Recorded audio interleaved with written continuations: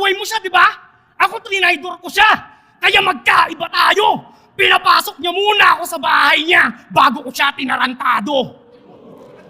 Inalam bawat istorya. Pinasok bawat kwarto. Kaya utang ina, wala kang matatago. Alam ko lahat ng iyong baho. Ano? Panay ba kami kagat sa mga kamay ng mga samin nagpapakain? Tanga! Sa oras na wala na yung mahain, sila na sunod na lalapain. Alam kong hinanakit mo rin yan, tol, at parehas lang tayo ng hangarin.